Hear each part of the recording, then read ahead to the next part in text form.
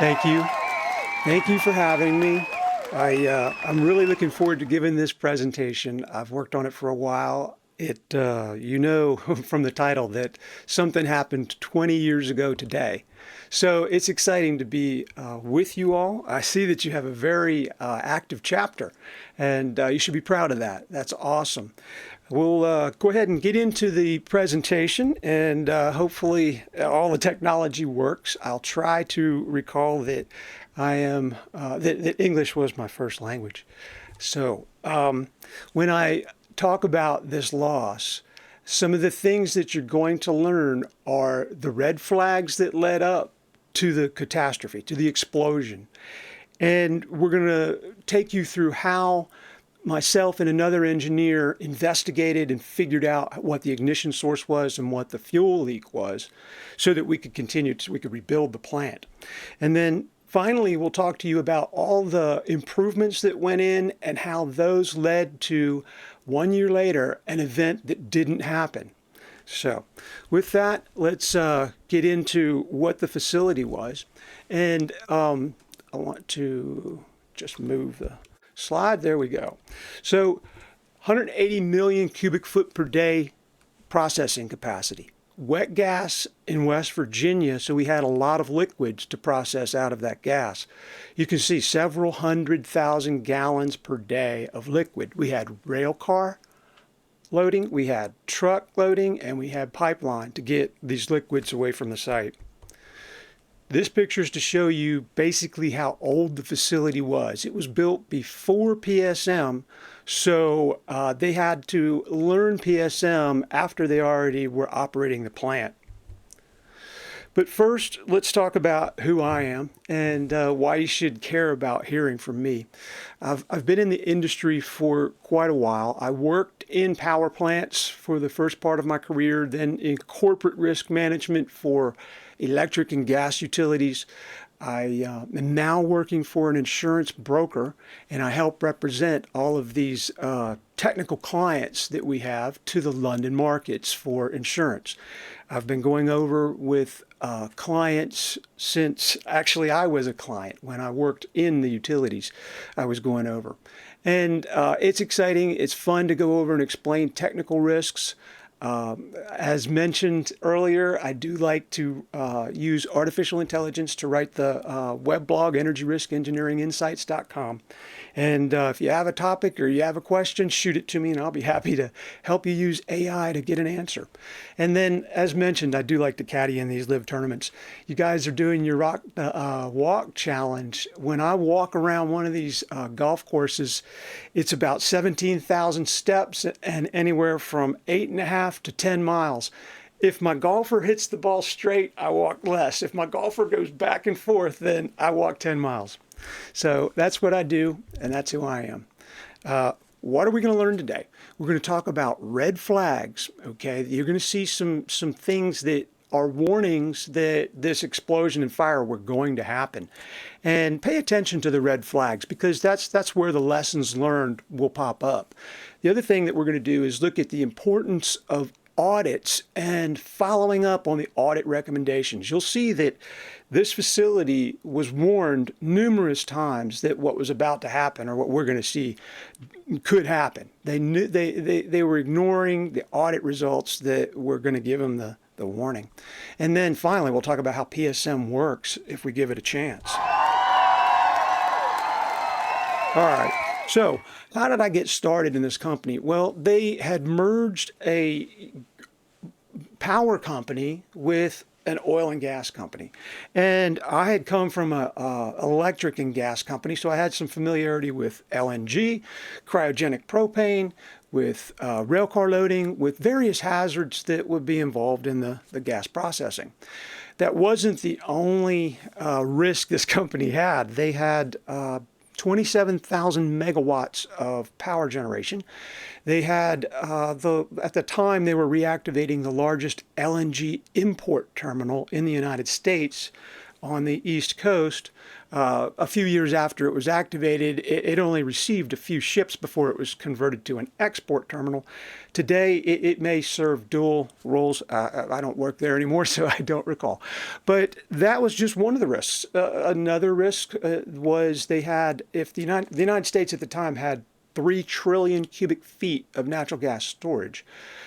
Our company managed one of those trillion cubic feet of storage. We owned half of the trillion cubic feet of gas that was in that storage, and we rented out the other half trillion cubic feet. So I had a lot of responsibility, had to look at a lot of risks. And when it came around to this particular gas processing plant, I knew that PSM would get me quickly to the issues that mattered. So I reached out to talk to the PSM coordinator. And when I got to the plant, she said that she didn't know anybody in corporate could spell PSM. Well, that's because they couldn't. The fact is that it was a power company that bought a gas company. So their experience was through the power generation side. And in the power generation world, the chemicals that would trigger PSM would be chlorine for water treatment, ammonia for your exhaust treatment for pollution. And it was always technically feasible for utilities to switch those processes and get away from PSM. Some of them didn't, and there are some power companies that understand PSM. My natural gas background helped me in this situation. So I started to ask the Miss PSM coordinator questions about her PHA recommendation action item tracking system. How does she keep track of the action items that were in the PHA or resulted from PHAs? And she quickly realized that I knew a lot about PSM. I had been trained in it. I was a certified auditor, and something that I don't think she had even been trained in PSM yet. So she knew she had an ally in corporate, and I was there to help her. I wasn't going to be a corporate seagull. And if you recall, corporate seagull is somebody who comes down from corporate, makes a lot of noise, and craps all over the place, and then goes home.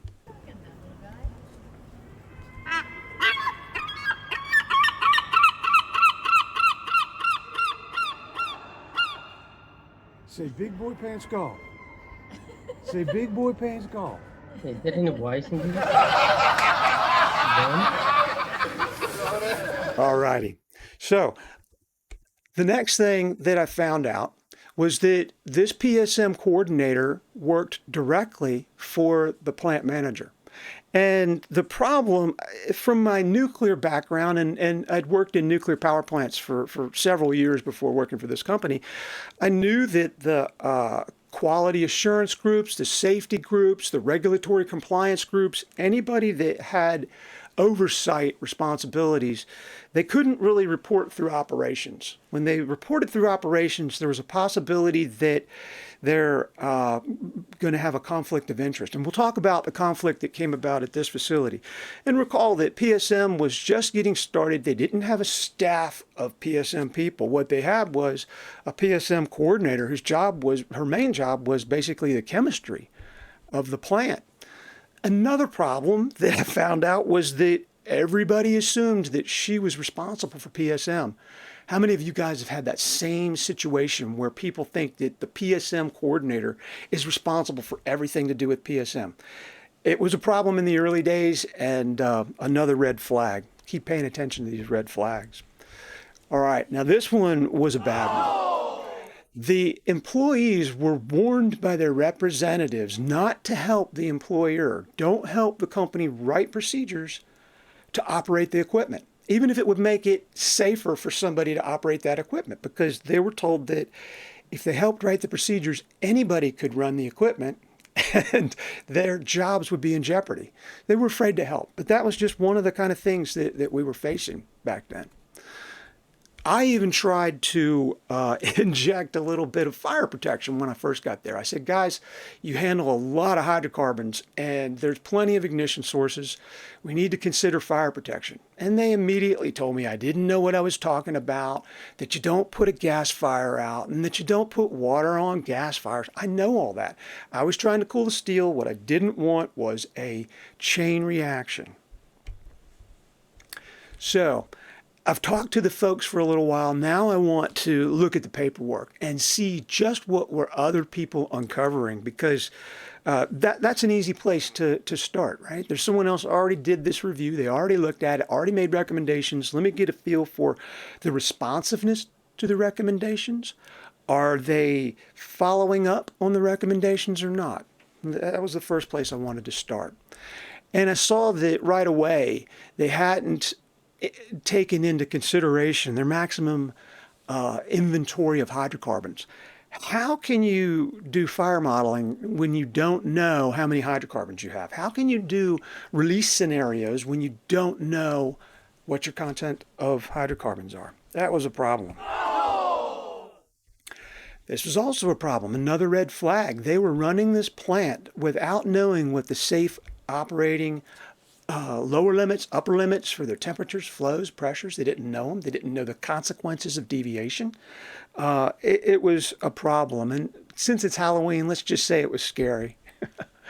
Some more scary things that were going on that we uncovered during this, looking at other audits. The first audit, they didn't have written maintenance procedures. Okay, what they were doing was basically receiving a piece of equipment on a pallet with a manual tied to it. They untied the manual, put it in the filing cabinet, and now they thought that was their maintenance procedure. Well, 20 years later, we all know that maintenance procedures need to be specific to the process, not just generic to a valve or a pump or a motor. And again, excuse the stock footage. I don't know why stock footage actors and actresses don't wear safety glasses or hearing protection, but they don't. Another concern I had was that they didn't keep track of the maintenance history. Now, I'm going to take you into a little sidebar, why it's important to know about your maintenance history. For any of you folks who are engineers or tried to maintain equipment in the plant, think about a valve that leaks past the stem and the work order is written to go out and replace the packing, or the work order says stop the leak. Well, if you just go out and pull the gland follower, put in a new packing ring or two, put the gland follower back on, tighten it down, the leak will stop for a little while.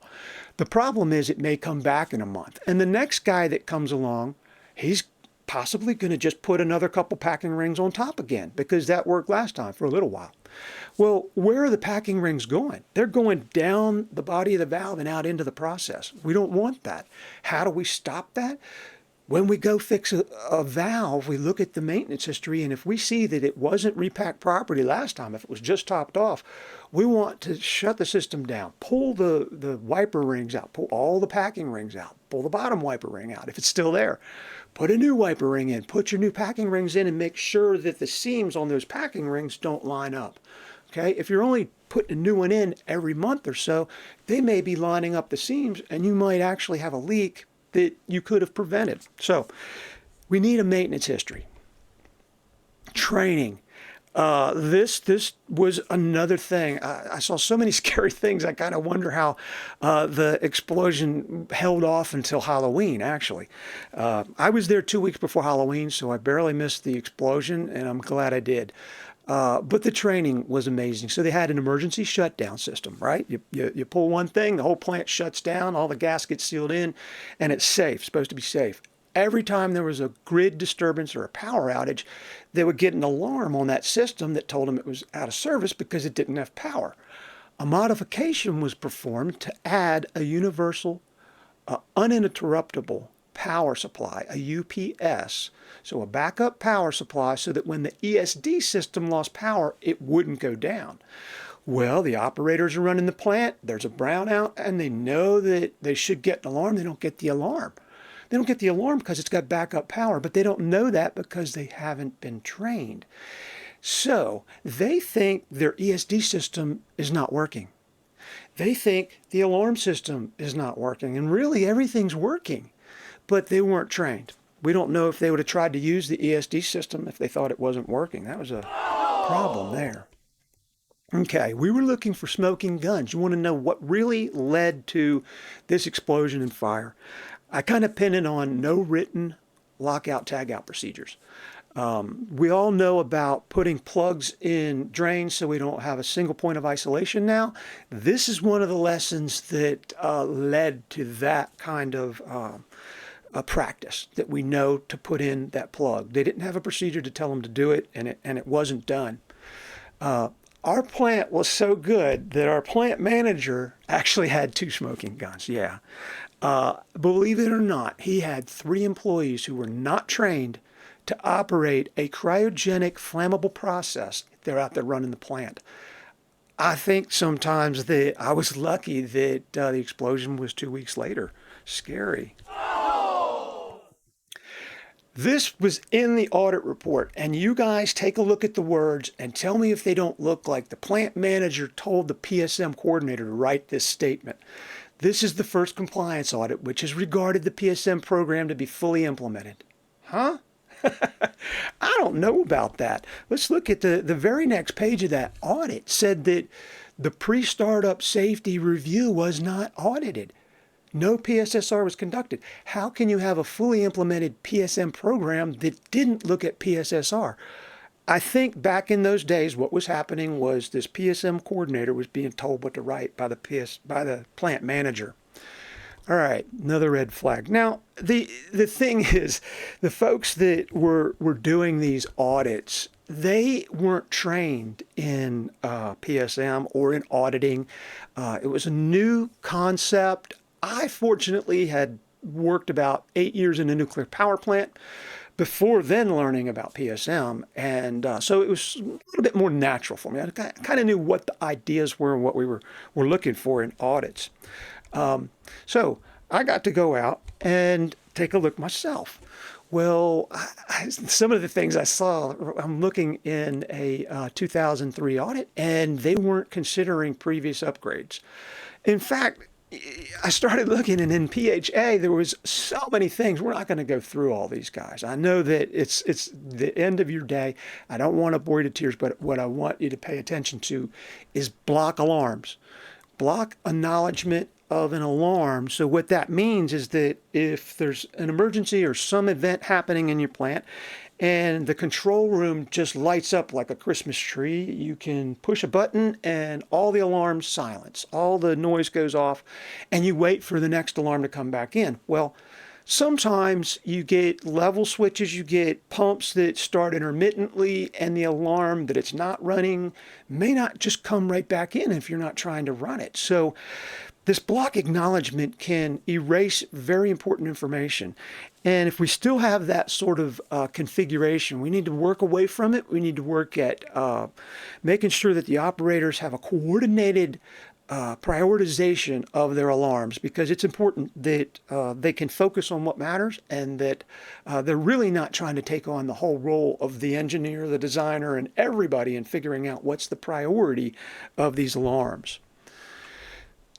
I keep saying it's scary, right? This just is amazing. So the PSSR for the cryogenic upgrade, this plant was in the middle of a large cryogenic retrofit. And it wasn't finished. The training wasn't done, the operating procedures weren't revised, and the PHA recommendations weren't addressed. The PSM coordinator told the plant manager that, and he said, sign the PSSR or you're fired.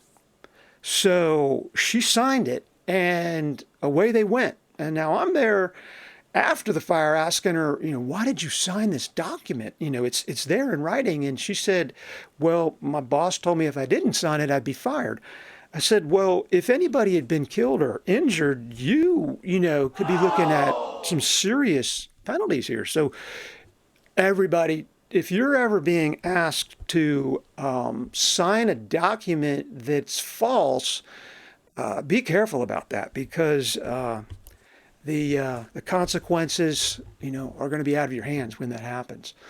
They were not responding to audit findings. Okay, now think about that. They have a previous audit, they've got all the findings, well, they're not responding to them. So I make that another finding. I want to drill down on that one, because you can kind of tell people that they've got termites, or how do we say, namo al ard. Okay, hopefully I got that right and didn't butcher it too bad. But if they have the termites and their house is still standing, they might ignore you. But eventually their house is going to fall, and your job is to not be there when it falls. But if they don't want to listen to the advice, then you really have done all you can in the audit process. There's going to be some other ways you might be able to escalate. Okay, so a lesson learned there is don't ignore me. All right, so I've looked at internal audits. I've done an audit myself from corporate. Now somebody from the outside wanted to come see this plant. An engineer from a very large insurance company, global insurance company, that wanted to come out and look at the plant. They were insuring this plant and they wanted to see it. Well, I can tell you that it didn't go well at all. I knew it wasn't going to go well. And this gentleman came out and walked around for a little while. We went back in and we started talking to the plant manager. And one of the things that he said to the plant manager was, "Your PSM program sucks." He said that straight out. He said, "If my underwriter knew how bad this risk were, we wouldn't be on it." Okay. That was bad. I had to sit there and take it. I knew that our PSM program sucked. And I knew that, we needed to fix things. And I'd already pointed some of those things out. And I'd already tried to get more fire protection in there. And, during the walk around, we saw an employee laying under a fin fan cooler sleeping, just taking a break in the process area. Nobody stopped him. Nobody went over there to see if he was okay. And then we go inside and we have the exit conference with the plant manager and the engineer.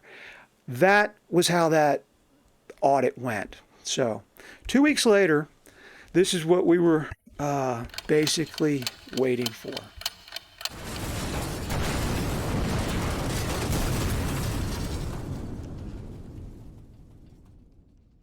All right. So we had an explosion, and the explosion turned into a fire. The fire you see on the left is stock footage. I wasn't there when it happened. I was there the next day. It was still smoldering. You can see the photo on the right. That's the absorber tower that was destroyed. We'll talk a little bit about that. But at 12:15 is when this explosion was recorded to happen. Everybody went to lunch at about 12, so they weren't out in the process when it happened. That was very, very fortunate. All right, this is what the absorber skid looked like after the fire. Very intense heat, local in this one area. There was some light heat in other areas, and we'll talk about that. During the fire, because it was a small community, local families, just the school principal from the local elementary school, called the control room, talked to the plant manager, asked them if it was okay. They'd heard the explosion. They saw the smoke. And they were nervous. He said, "Do whatever makes you feel comfortable." Okay? Do whatever makes you feel comfortable. Is that the right thing to tell the public when your plant's on fire? I don't think so. We needed we needed an emergency response plan. So goodbye, Mr. Plant Manager. He wasn't going to get too many more opportunities to kill anybody. All right, when the firefighters were there, they reported hearing a hissing sound. Now, if you look up at a process and you hear a hiss, and someone says, "Where was it?" It's going to be hard to pinpoint it and nail it down. But we did get the information that there was a release that they heard ongoing when they got there. All right. So during the investigation, we found out that there could have been multiple sources of the leak. We found multiple sources that any one of them could have been the leak. Look again at this tower. What happens is things like the valve packing burns out, small sight gauges break, and the board-on tube breaks, and you have a release. Big sight glasses on large towers can break, and that's what we ended up happening. So if you're trying to find out how big the leak was, and this isn't our facility, but it's large, and you guys might be involved in facilities like this, I think what we need to do is figure out what we're looking for when we get into this. So we're gonna first try and figure out how big of a leak was it. The leak formed a vapor cloud, and I'm going to take a sidebar right here because Devendra asked me to talk about LNG. Now, this facility did not process LNG, it didn't make LNG, and it didn't in any way handle LNG, but it had liquid propane, liquefied petroleum gas, liquid natural gasoline. We're going to talk about LNG real quick. I'm going to show you a video of an LNG vapor cloud fire so that you can see for yourselves how LNG reacts when it burns outside in the environment. A lot of people think that LNG will explode. I'm going to show you the video. It does not explode. You have to be careful when you're looking at vapor clouds because if the vapor cloud has a mix of methane, which is buoyant, and say 20% propane, which is not, the methane can boil away and leave that propane behind, and now you have an explosive cloud. So be careful when I say that an LNG cloud won't explode. That's what I mean. It depends on the heavy fragment. Well, take a look and just watch this slow flame front and realize you can walk faster than this flame front. After the video, I'll talk to you about some special information you need to respond to LNG spills, large ones, and then we'll continue back on this loss. Take a look.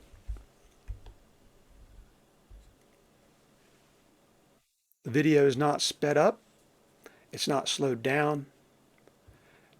That's how fast an LNG flame front burns in an LNG vapor cloud. Okay. Now, one of the things you notice is that flame is orange. Okay. It's orange. It's rich. All right. There's not enough air in that, even though it's outside. There's not enough air. When you have a vapor cloud of LNG, in order for it to absorb enough air to become explosive, it also absorbs the heat in that air, which makes it buoyant. Okay? So let's talk about some of the things that buoyancy can do and how it can help us. Again, I say depending on the heavy fraction, it won't explode. It'll just be a flash fire. Now, if you want to control that spill, say before there's a fire, if you apply high expansion foam onto a pool of LNG, the ground level vapor cloud will be cut in half. Because what's going to happen is you're going to increase the boil off rate, but you're going to also warm that vapor. And that's a buoyant vapor, so it's going to go up. So you cut the vapor cloud in half of the ground-based vapor cloud when you use high expansion foam on liquefied natural gas. If it's LP, if it's heavier than air, when it vaporizes, you have to be careful because when you put high expansion foam on it, you increase the boil off rate. And what does that do? That doubles the length of that ground-based vapor cloud, just the opposite of what we want to accomplish. So understand that about LP versus LNGs. Alrighty. And then, of course, you can walk faster. So those are the highlights of working with LNG. Now, let's go back to West Virginia. In West Virginia, remember, they didn't use LNG, but they had a vapor cloud that was heavier than air, and we needed to figure out how much fuel was in that vapor cloud. This is the actual drawing that we had 20 years ago. It's so cool that Mark Boone, my buddy engineer who was with me that day, he helped me out with this and got this. So looking at the burned area, when we walked into the process, I showed you that picture of the absorber skid and the other equipment around it that had burned, that it was black, it was scorched. We knew that there was a high intense fire there. Then look at the other bubble and you see it just says melted.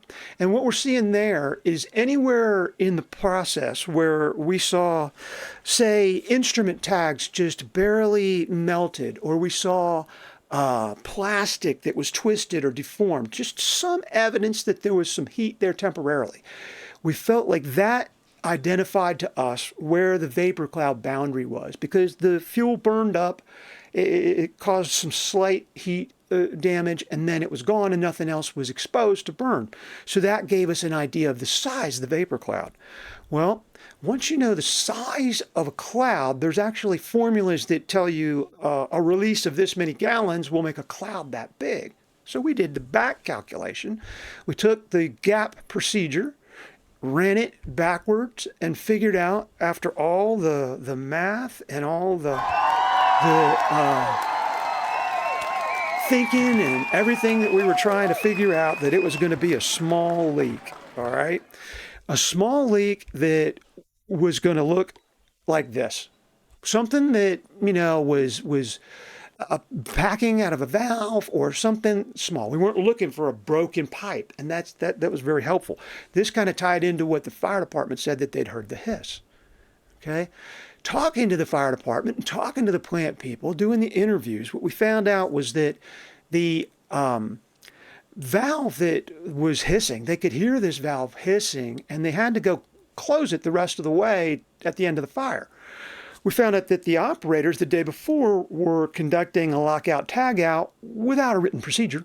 And when they closed this drain valve in that absorber area, they closed it on a piece of ice. Well, the nighttime goes and the ice doesn't melt because it's cool. And then the next morning the sun comes up, and about noon the ice melts that comes out of the plug. There was no plug, so the hydrocarbons started coming out and forming this vapor cloud, presumably around noon. And then the natural gasoline that came out of this vapor cloud, or out of this small leak, was no way going to be, the 4,000 gallons that actually burned. So we had to figure out, what was this hiss, what was that valve, and what was going on in that area. We saw this spot below. Okay, imagine steel grating. And if there's a fire first, all that steel grating gets cooked, it turns black, and it's charred. That's not what we saw. We saw all of it charred except for a small circle, just a nice little circle the size of the outlet of that valve. So we figured that the liquid was flowing through that valve onto that steel grating first, because the zinc was still there. If the fire happened first, the zinc and the galvanization would have been burned off, and no matter how much cold liquid you put on it, it's not going to come back. So we were very certain that we found the initial source of fuel. Now it's time to figure out the ignition source, because we had this chain reaction going through the plant, and we started with a small leak. We broke that sight glass, and we added that 4,000 gallons of natural gasoline. Okay, it was a big fire. It was intense, and the accounts were varied. Let me say this: when you have a vapor cloud that engulfs a process area, and you've got junction boxes, electrical junction boxes that are in that cloud, if they are not sealed and the vapor cloud basically infiltrates those boxes, if the cloud lights off, as the flame front comes through that cloud, it's going to light the gas in each of those boxes. So we had panel doors blowing off all over the plant. Some people said they heard 7 explosions, and that was these doors popping off. The flame front of this fire was fast. It wasn't LNG. It wasn't slow. It was very quick. So some people heard multiple explosions. Some heard just one long explosion. So that's what you're going to get when you get eyewitness accounts. Okay. The drain valve didn't do it. It was the nearby vessel. Now, we had to figure out the ignition source. And we were with an engineer that told us that he went out with the fire marshal the day before. Okay, there was a switchgear building that was due to be moved out of the process. Because of some hurricanes, the local utility wasn't available to help disconnect it and help us move it. But the PSSR was signed off, that it was ready to go. So it's in the middle of the process. And there was a door laying next to it, and the walls were puffed out. The switchgear building kind of looked like this. This isn't the switchgear building, but I just wanted to remind everybody who's seen switchgear buildings before what a switchgear building looked like. Our local fire department, fire marshal, comes out to investigate the fire. Now, all he looks at is house fires and car fires. So he was a little over his head here in a cryogenic gas processing plant. He told our plant engineer and plant manager that switchgear building was not the ignition source for this explosion.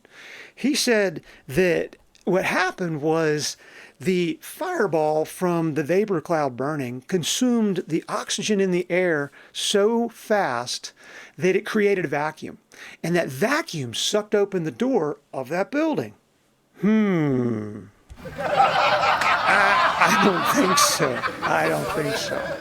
So The next day, I go out and I see the green door still laying on the ground, and there's a gray stripe of paint on that green door. And I'm thinking, where'd that come from?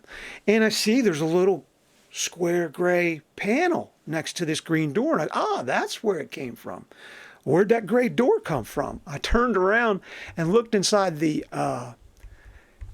let me get my slide. I turned around and looked inside the switchgear building, and this is what it looks like, a bunch of great doors. And one of them was not on its cubicle. It was actually out there on the ground with us, and it had hit the green door, knocked it off. So even though the fire marshal said this building couldn't have done it, we now knew this building was the source of the ignition. And knowing the source of the ignition, knowing the source of fuel, we can proceed to rebuild the plant. And now we're going to go prevent recurrence. It's time to rise like the phoenix from our ashes and figure out how to make the plant and not have this happen again. We added so much loss control, fire protection, risk management to this plant. It's more than equipment, but there was a lot of equipment. There were 41 new deluge systems or 41 new fire protection systems added. We added security cameras. We did an off-site vapor cloud analysis. The plant manager got replaced. Yes, that was good news. Goodbye, Mr. Plant Manager. We moved PSM. PSM had to report outside of plant operations. PSM went all the way to corporate so that we'd have an idea of what was going on at the plant. And we started doing insurance company recommendations. So within 5 days, my engineer Mark and I had put together this list. This is several pages of all the systems that we added to the facility. Now, as we were developing this list, tell you a quick story. It was interesting. A vice president of operations who I'd never seen before came out, wanted to know what we were doing, who we were. We told him, and he said, well, how much is it going to cost? And we said, 1 week's revenue would have stopped this whole thing in its tracks. He didn't understand at the time, but he knew what 1 week's revenue meant compared to a 6-month shutdown because of this fire. So he was into it. He said, give me a list, and that's what this is. We gave him the list so that we could get some money. $3 million 20 years ago to put in the Mark Boone Valve House. That's not all we did with the money, but extremely proud of it and happy that we can give Mark credit, give you the full picture there, the Mark Boone Valve House. Now, let me tell you what happened. 1 year later, we've learned some lessons from this event, and something else is about to happen. Remember, they were running the new cryogenic plant. They were demolishing some of the old antique equipment with cutting torches and grinding wheels. During this process, there was a need to blow down a boiler in the operational area. The boiler was blown down to the drains, the plant drains, which through years of leaks had accumulated hydrocarbons. So when that hot water hit that drain, another vapor cloud formed in the plant. The fire watch saw the vapor cloud heading towards his welder, towards the guy cutting and grinding, grabs him by the shoulder, and they take off running. The welder drops the torch. They turn around in time to see the vapor cloud come across the fireball.